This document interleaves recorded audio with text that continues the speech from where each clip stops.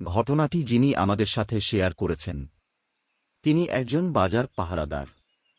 রাতের বেলা বাজার পাহারা দিয়ে আসছেন। নাম বুরহান মিয়া। তিনি দীর্ঘদিন যাবত রাতে বাজার পাহারা দেবার পেশায় থেকে বেশ কিছু ভয়ঙ্কর কিংবা ভৌতিক ঘটনার সম্মুখীন হয়েছেন, যার ব্যাখ্যা তিনি নিজেও এখনও জানেন না। তার মুখে বলা ঘটনাটি হুবহু আপনাদের সামনে তুলে ধরছি।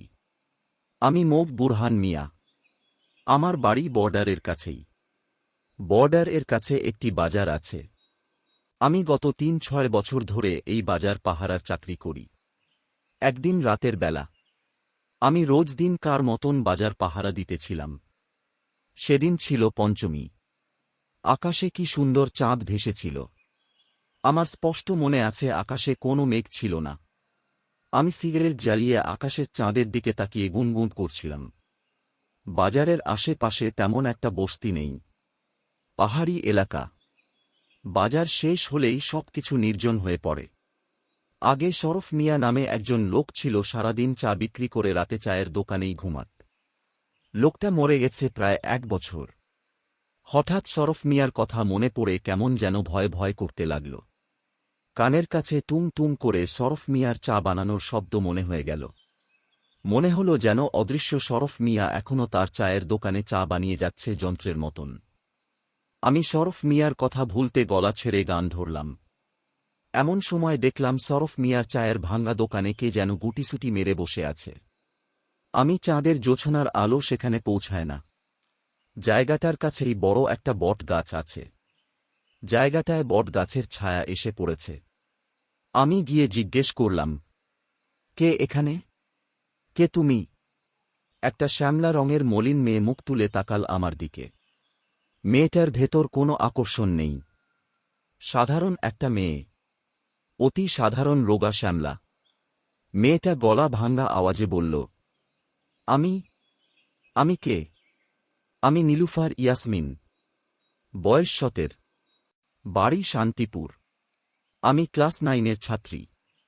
আমার বাবা নুরুল ইসলাম, পেশায় মাস্টার।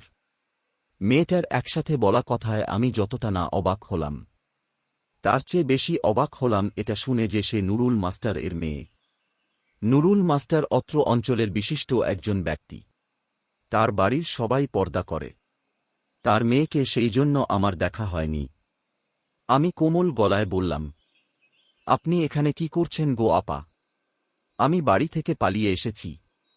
এখন বাড়ি ফেরার পথ খুঁজে পাচ্ছি না। এমন সময় শরফ মিয়ার গলার আওয়াজ শুনতে পেলাম। স্পষ্ট শরফ মিয়ার গলার আওয়াজ, এই চায়ে গ্রোম। আমি ঝট করে পেছনে তাকালাম। না, কেউ নেই। আমি সম্ভবত ভুল শুনেছি। আমার কেমন যেন নেশা নেশা লাগছে। আমি মেয়েটির দিকে হাত বাড়িয়ে বললাম, এসো, আমি তোমাকে বাড়ি পৌঁছে দিব। মেয়েটি আমার হাত ধরতেই আমার সমস্ত শরীর যেন শীতল হয়ে গেল। আহ, কি শীতল মেয়েটার হাত! একটু আগে যে মেয়েটাকে আপা বলে সম্বোধন করেছি আমি, সে মেয়েটার প্রতি আমার কেমন মায়া জন্মে গেল। আমি মেয়েটাকে পথ দেখিয়ে দিতে হাঁটতে লাগলাম। একসময় বাজার পেছনে ফেলে মাঠের ভেতর দিয়ে হাঁটতে লাগলাম। আমার মনে হলো পুরো বাজার ভর্তি যেন মানুষে।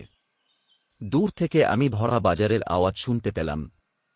মানুষে যেন বাজার এই মধ্যরাতে গমগম করছে। মেয়েটির হাত ধরে আমি হাঁটতে লাগলাম। হাঁটতে হাঁটতে একসময় নদীর পাড়ে চলে আসলাম। নৌকা করে নদী পার হতে হবে, তারপর শান্তিপুর। আমি পেছনে ফিরে তাকালাম, কিন্তু মেয়েটা নেই। আশ্চর্য, মেয়েটা নেই। ভূত না তো? আমার কেমন যেন ভয় ভয় করতে লাগল। আমি দৌড় দিলাম। দৌড়াতে দৌড়াতে দেখলাম অনেক দূরে আগুন জ্বলছে। হিন্দুদের শ্মশান সম্ভবত। কিছু লোক দেখলাম। আমি ভাবলাম ওদের কাছে গেলে একটু রক্ষা পাব।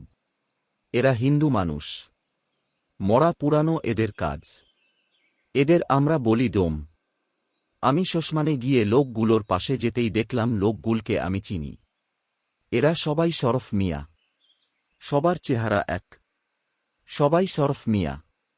আমি আরও চমকে গেলাম, সবগুলো শরফ মিয়া একত্রে মেয়েটার লাশ আগুনে পুড়াচ্ছে, যেটাকে হিন্দুরা চিতা বলে। আমি মেয়েটির দিকে তাকাতেই মেয়েটার আগুনে গলে যাওয়া মুখ নিয়ে বিভৎসভাবে আমার দিকে চোখ মেলে তাকাল। আমি চিৎকার দিয়ে জ্ঞান হারালাম। এরপর দিন জ্ঞান ফেরার পর আমি নিজেকে হাসপাতালে আবিষ্কার করি। আমি প্রায় 3 দিনের মতন জ্ঞান হারানো অবস্থায় ছিলাম। এরপর কবিরাজ আমাকে তাবিজ কবজ দেন। আর খোঁজ নিয়ে জানতে পারি শান্তিপুরে নুরুল মাস্টারের মেয়ে নীলুফার ইয়াসমিন এক হিন্দু ছেলেকে ভালোবাসত। পরিবার সেই ভালোবাসা মেনে নেয়নি, তাই নীলুফার নিজের গায়ে কেরোসিন ঢেলে পুড়ে মরেছিল। আর শরফ মিয়াকে দিয়ে সেই কেরোসিন তেল মিথ্যা বলিয়ে কিনিয়েছিল নীলুফার ইয়াসমিন।